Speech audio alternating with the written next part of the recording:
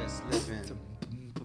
And it's the message that you're bringing. My name is Gerardo Marin. My name is Nikila Badua. My name is Tara Marchant. I'm Farrah Wilder. My name is Conda Mason. D'Anthony Jones. Take back the balance. Microphone check. Hello, what's going on? South Africa, sending blessings across the planet. This is Aaron Abelman. I'm here with Mbesa Kante.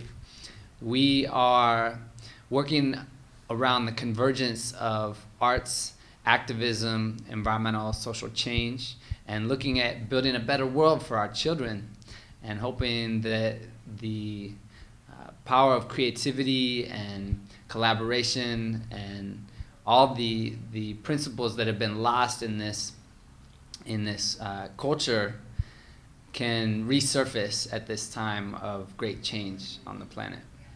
And in this moment in day and time, we grant you Godspeed, because you are nothing but an extension of us, as we are an extension of you, as we all labor for the same love of freedom. We all labor for the same love of change. We all labor for the same love of our mother, which is this planet in which we all live. And it is now a time in which humanity is seeing that reality has to take place, the truth has to surface, and all that have been oppressed and all that have been disenfranchised and or otherwise just compromised of their basic human rights, get their stand and get their day. And it is the only thing that is reinstating balance into the world that we live in. And so we represent balance, because that's the ballad that we sing, not the babbling of these Babylonian forces, but our discourses, one for the homeostasis of the planet. Balance. We love you. I grew up in a culture that really emphasized being proud of my heritage and being of service to my people. So this is a message to let you know that you are not alone in the work that you do, that we are over here across the waters still working towards the upliftment of our Mother Africa, and still believing that we will find our place in the sun in the not too distant future. And we hope that we can all together be a part of shining that sunlight a little bit brighter on our homeland.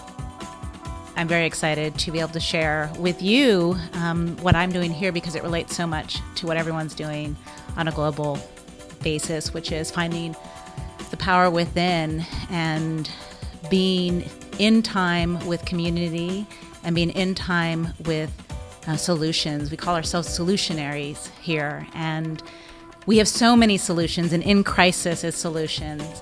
Oakland is a city that is on the cusp of greatness, and it has been known for such a long time, like South Africa, to have some bad memories and some bad history. But underneath that was always brilliance, brilliant light, brilliant capacity, innovation, spirit, and the community rests on the most fertile support, and it's our earth. And I think we can look to you, because I think Africa has never lost that connection.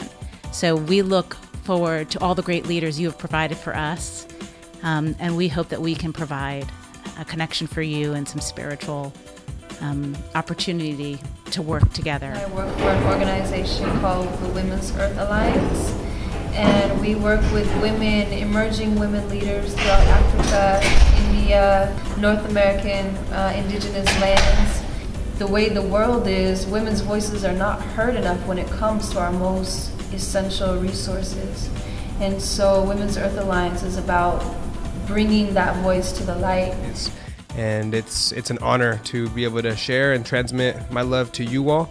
And I'm very curious as to the way you all are bridging the ancient wisdom that lives inside of you and inside of your land, and with some of the modern ways, modern tools and technologies and art, sounds, vibrations, and the music, and how you all are spreading that and teaching that and letting the young ones reinvent it and stretch it and expand it, and how it's being used for social change, how it's being used to awaken the best in the people.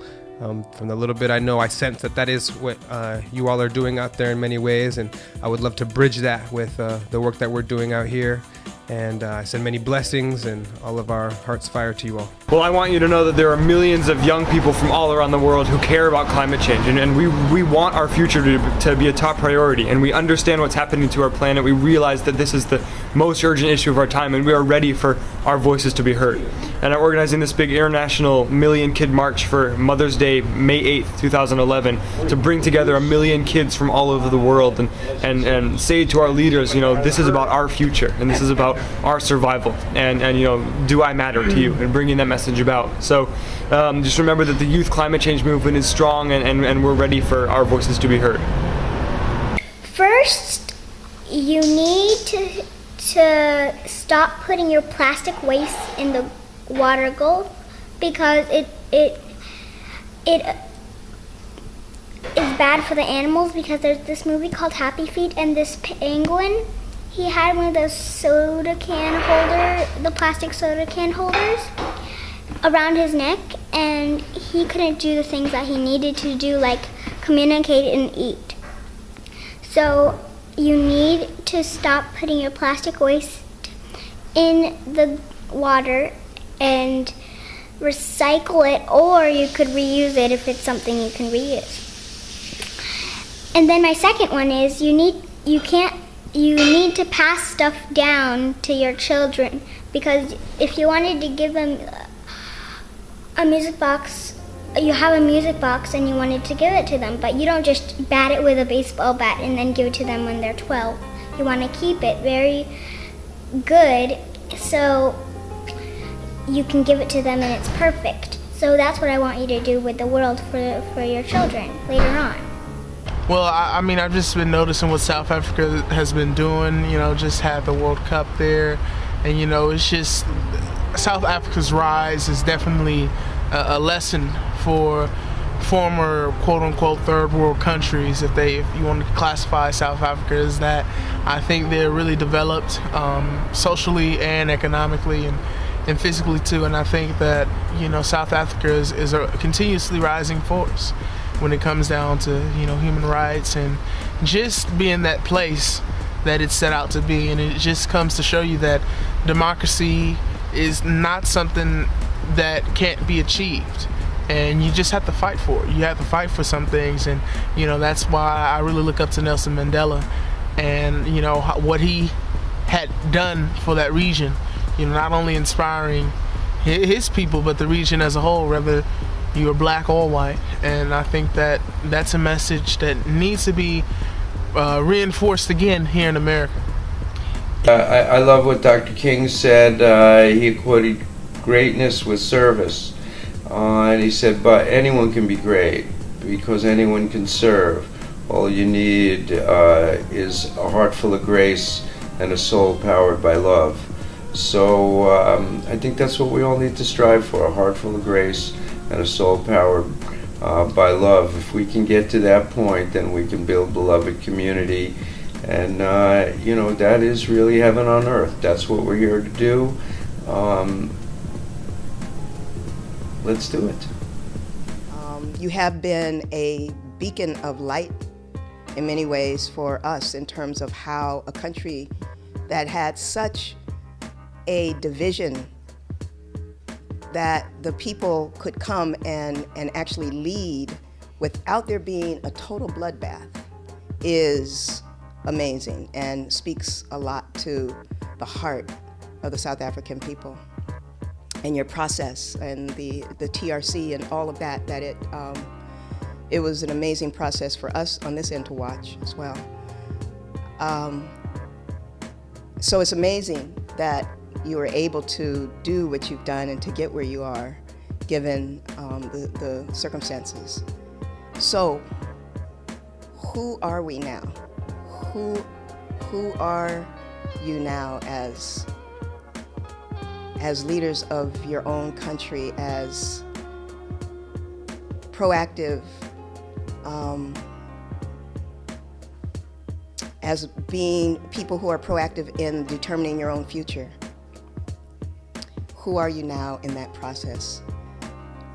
How do you redefine your roles and your place in society that's holistic and healthy and has equality to it for all people there. It's my personal belief that we're all connected here.